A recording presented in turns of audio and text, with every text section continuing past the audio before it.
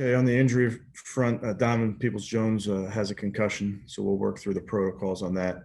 Olivier Vernon ruptured his Achilles, so we will be without him. He's going to get surgery, which obviously I'm very disappointed for OV.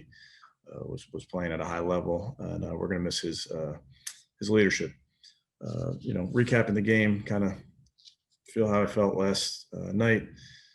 Proud of the guys for fighting, and I just know we got a ton that we can clean up, and we got to do that. So working very hard already on these calls to just identify with the guys things that we got to clean up. Common opponent, obviously, right back versus them next weekend. So there's plenty that we know that we'll face. I'm sure they know that they're going to face. We just got to clean up some things from a technical standpoint. But with that, I'll take any questions. Thank you very much, Coach. The first one goes to Tom Withers. Thanks, Rob. Thanks, Coach. Just want to follow up on OV if we could. Obviously a tough blow. Can you just speak to Kevin, what he meant to you guys, especially when Miles was out? He really kind of stepped up his game there over that stretch. Yeah, he did, Tom. He stepped up his game. A bunch of guys have done that this season, and OV is a great example of that. We were counting on him. We needed him, and he stepped up. And he's a leader for the football team and how he plays. OV doesn't say much, but when he talks, I think the guys listen, but just goes about his business. So certainly got hard to replace. And I don't know if you replace any player, but we need guys to step up. Thanks. And could you give us a kind of an update on the COVID situation, particularly with Denzel Ward? Is it possible that he can play Sunday night? Yeah, with all those guys, Tom, on that COVID list, I can't really get into specifics. I will just tell you, we'll work through all of that. We'll follow the protocols and see where they lead. Thank you. Thanks, Tom. Next is Jake Trotter. Yeah, hey, Kevin, let me phrase it that way. This way, then, is it possible that Denzel could play Sunday night? Is that a possibility? Yeah, I'm not going to get into the hypotheticals, Jake. I promise you, we're going to follow the protocols to a T and then see where it goes. Where do you think you'll have an idea of what guys might be available for that game? I really don't know, just because every situation is so different. So I'll just wait till Joe Sheehan tells me they're available. Thank you, Jake. We'll go to Mary Kay Cabot. Can you just talk about, though, how important is it to have your best cornerback in Denzel on the field? And then obviously Kevin Johnson, you got the late news about him. And then you're, down to Robert. So can you just address going into a football game without your second best defensive player, your best cornerback, and then KJ goes out and the job that Robert did? Yeah, I think, Mary Kay, there's been so many instances this year of playing without our starters. And that happens every year due to injury. And then this year being unique with all things COVID related. So we've been navigating it throughout the year. Guys have stepped up, like we just talked about, and put Robert out there. And I thought, he, had a couple tough matchups, but by and large, he's in position. A couple things that we can clean up, but all those guys, I'm proud of them for stepping up to the challenge. And just real quick, I want to squeeze this one in too. What happened with all the false starts, and is that something that you guys are really going to need to get corrected before Sunday? Yeah, that's not clean football, Mary Kay, and we work really hard to play clean ball, and all those pre-snap things are so correctable, or really they should never happen, is the way I look at it, pre-snap. Thank you. Thank you, Mary Kay. Fred Greetham, you're up. Hey, Coach, thanks for the time. As far as if you thought any with the hot hand on the running back, it seemed like Nick just was shot out of a cannon to start the game, and then things kind of slowed down. Yeah, we work both those guys in, Fred, and we're mindful of workload and mindful of getting that win, and also understanding that we have hopefully a few games coming up here. So trying to make sure it's the right balance of keeping both those guys fresh and getting the guy in there to get some work done. Thank you, Fred. Steve Dorshik is next. Kevin, what's it like been playing on what has it been like playing on the road this year? You guys obviously have had some success on the road, maybe playing your best game there at Tennessee. Is it way different? And what specifically is it like being on the road at Pittsburgh? Yeah, I'd say it's way different. We haven't installed silent count this year, which is crazy. Haven't needed it. So that's very, very different. And that's where that, I love playing in our building, obviously in front of 12,000. It's hard to duplicate when that's 60,000, that noise. So that's very different. Thanks, Steve. We'll go to Jeff Shadell. Kevin, Baker's protection has been so good this season. Did you see any common problem in the 4 sacks that occurred yesterday? I'd say we could clean up some technique. I thought a couple play calls were not very good, put those guys in a tough spot. But I'd say clean up some technique. It's a good front. Thanks, Jeff. Nate Orr, go ahead. Hey, Kevin, I've heard some people wonder if some of those penalties you were asked about earlier on the offensive line may have had something to do with the offensive line coaches not being there, if there, was some disruption because of that. Do you think that could have been the case at all? No, it's just lack of concentration in those moments. And those guys know that they can't do that. And I don't see that happening moving forward. And then before the game, there was something on the ESPN pregame about JC Trotter kind of handling a little bit of coaching duties or sharing them. Can you give us some insight as to what JC did? Yeah, well, we had Ryan Cordell down there working with the offensive line. Ryan works with those guys every single day, so that was natural. And then JC, I mean, you guys know he's very, very smart. There's not much he hasn't seen. So I'm just very comfortable with how those guys work together. JC was not Bill Russell, player coach, but the way he is on the sideline in a lot of ways, that's how he's always been. Thanks, Nate. We'll go to Scott Petrick. Hey, Kevin, I had a couple more COVID things. Are there guys on that list that you already know can't play Sunday? Yeah, again, Scott, I'm just not going to get into specifics on that. Okay. And how about the couple of coaches that are out? I think it was Peter King said that Bill and Chad were both sick. How are they doing? And do you expect them to be able to work from home at all this week? Yeah, all these guys, you're hoping everybody's feeling good and getting better. So we do a lot of work virtually already, Scott. That's kind of been the name of the game. So feel confident that we can continue to work remotely, if you will, with the coaches. And I know, Bill, you've been so complimentary, Bill, and so have all the guys. What kind of an impact would it have if he's not on the actual practice field during the week? Yeah, I think we'll have to pivot if that's the case. We like I had Ryan Cordell down there yesterday. Again, he's in the individual drills all week with those guys. So confident that we can get our work done. Thanks, Scott. Tony Grossi, we'll go to you. Hey, Kevin, you talked after the game about why you gave Baker the ball on the 3rd down play that sealed it. But I was wondering, it looked like you had more designed quarterback runs throughout the game than normal. And what prompted that game plan specific thing? Yeah, I would say that was really the only designed quarterback run. I'm trying to think back. I don't believe there were others. He has the option at times in certain plays, but just felt, that was the right call for the right moment because it worked. But really well blocked. Austin Hooper did a great job at the point of attack. Jack Conklin did a great job on his pull. Kareem was brought a ton of force with his lead block. So the guys did a nice job executing there. And a question about the running back rotation. It seemed it was evident that you went series to series, at least it looked like the first 3 quarters. Whereas in the past, you might bring Hunt in for a 3rd down specific play or back and forth. Why did you go series to series for this game? Yeah, I would tell you that's really what we do every game. We go series to series. Kareem gets a ton of reps on 3rd down. There's certain plays that we want Nick in there for. There's certain plays that we want Kareem in there for. But once we get into the flow of it, just have some dialogue with Stump and then feel comfortable with who we have out there. Again, we feel like we want to make sure we have some fresh guys starting this week. Okay, thanks. Thanks, Tony. Dan Lobby's next. Hey, coach, you just mentioned Kareem and Austin on that Baker run. And it just seems like all year on some of these plays, there's a receiver downfield making a big block, or Hooper or Kareem Hunt, Nick Chubb, somebody like that.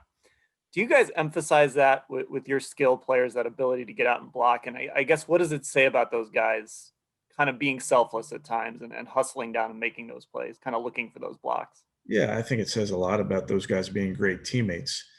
I also think it says a lot about how they're being coached. And, you better block if you're a wide receiver. Coach O'Shea demands it. So I think it's twofold. It's the players that we have that, believing in each other and being great teammates and being selfless, and then making sure you coach effort. Is that something that you guys kind of track and show guys like on film and kind of reinforce during the week? Yes. Yeah, definitely. That's when you watch the tape together as a group, you're always pointing those things out. And I think the offensive line in particular loves to see the wide receivers blocking downfield and getting guys on the ground. I think it's great for the entire unit. Thank you. Thanks, Dan. Thanks, Dan. Dan Ryder, you're up. Hey, Coach, I'm kind of curious. Have you ever had to play the same team in back-to-back weeks? And just what are you alluded to a little bit of it earlier, but what are the challenges of preparing to face that same team with the wrinkle this time around? Ben's going to play. I would imagine that, TJ and just the regular guys that are healthy are going to be back on the field. Yeah, I did go through something similar. I want to say it was 2012 or 13 with the Vikings. We beat the Packers in the last game and then went to the Packers the next week. Quarterback got hurt in the previous game. But it's unique. A lot of the presentations we're going to give the players will be very fresh.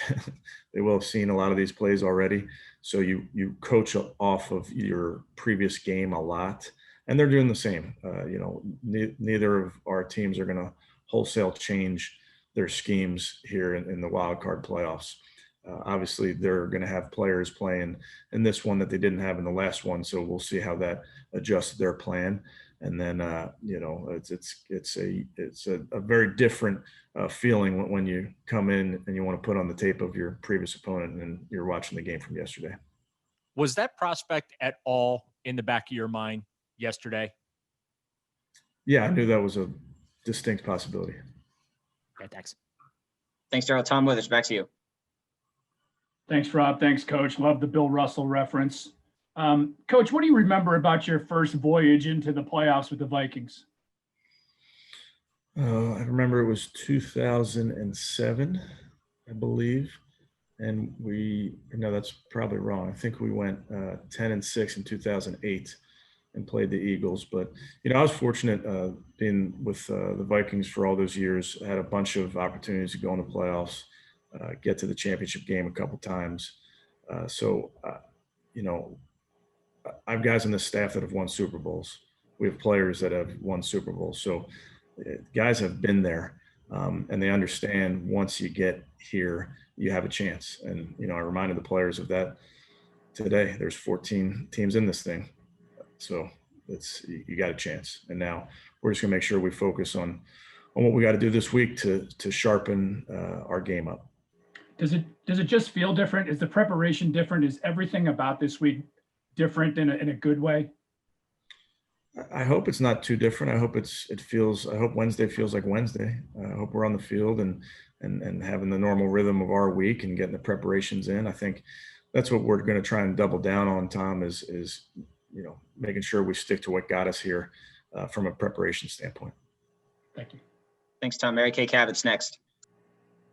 To a man yesterday, it just seemed like they've gotten the message from you and I guess from each other that you guys haven't achieved your goals yet. So how do you feel about the fact that everyone seems to be carrying the same banner right now as you guys head into these playoffs?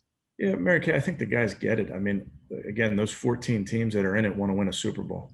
And in order to do that, you got to get in the tournament first. Mm-hmm. So that's what yesterday was. They punched their ticket, and now we're going to focus on this game. It's a one-game season, and we got to do everything we can to prepare play a really good football team again.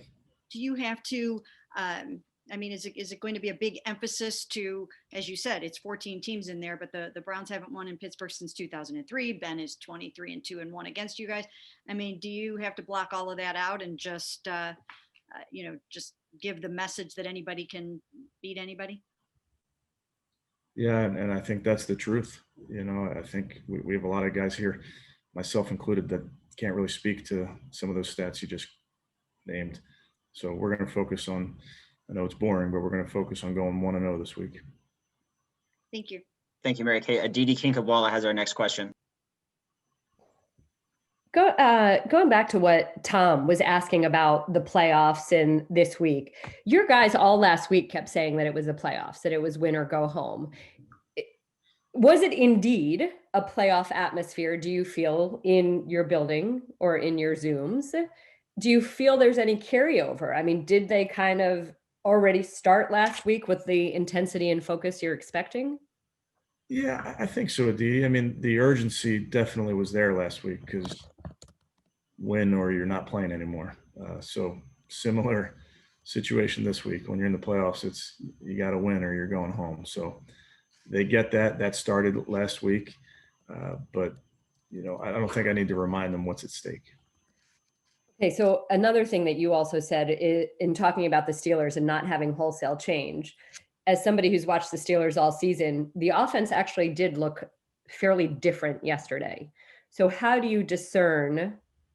I mean, well, actually, to you, did it look different? And how do you discern what is sort of specific to what Mason can do and what will indeed carry over when Ben is back? Yeah, And I how think much time, sorry, one more, how much time do you spend on wrinkles like Josh Dobbs? Yeah, I think we expected it to look different with the changing quarterback, and we expect it to look different again this week.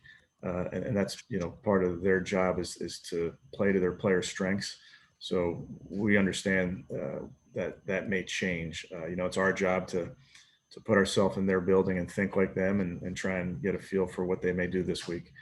So that's what we're going to work hard on. And like you mentioned, that they had wrinkles yesterday with Dobbs coming in there to run it. They absolutely could do that again this week or not. That's part of the preparation.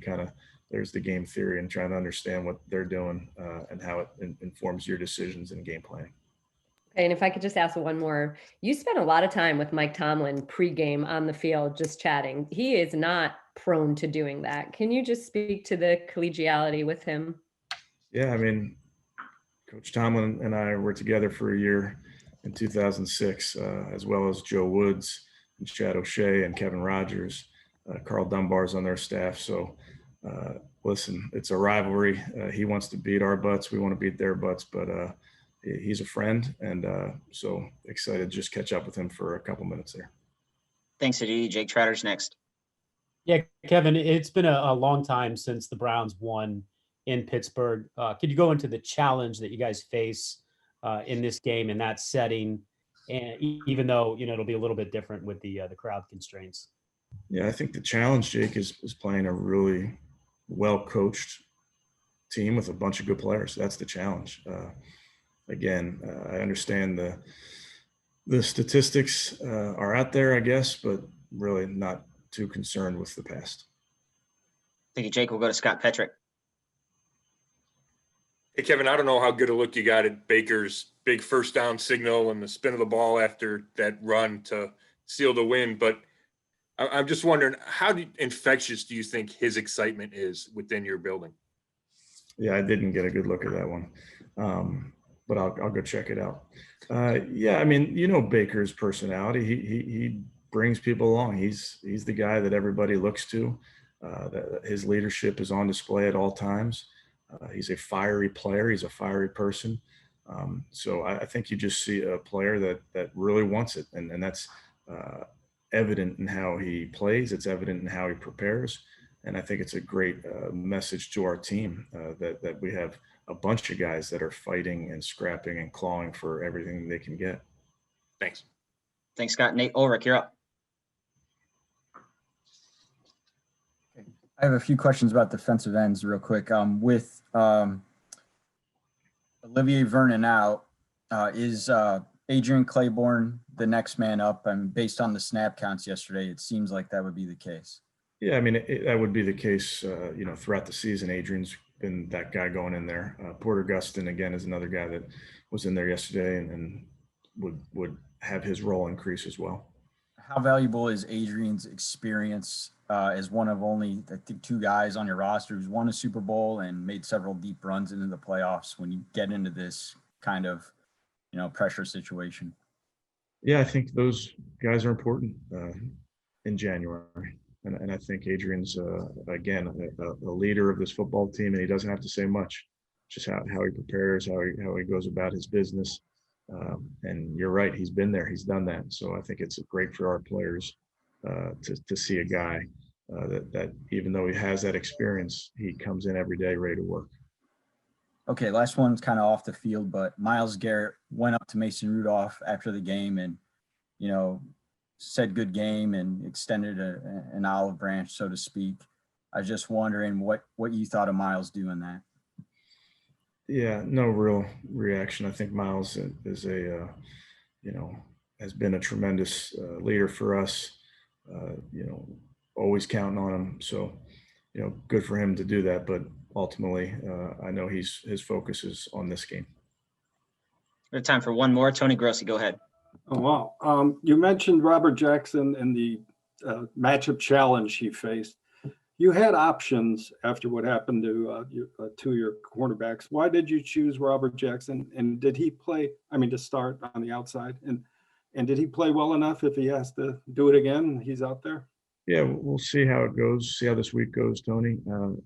You're right. We do have options, and you talk through all those options and make sure you're putting a plan together that you think makes sense. And we'll do that again this week. But as it pertains to Robert, he stepped up in a tough spot, just like a bunch of guys have stepped up in a tough spot. And that's the name of the game right now. You got to be ready to go at a moment's notice. And just wondering the height that those receivers have over there. Is that a challenge? You've faced other teams with that kind of challenge, haven't you? Yeah, those balls that are up in the air and they're 50-50 balls, and you got to go compete. And some of those big body wide receivers do a great job of trying to box people out. So it's a challenge, and we totally understand that and got to work real hard to go get those balls.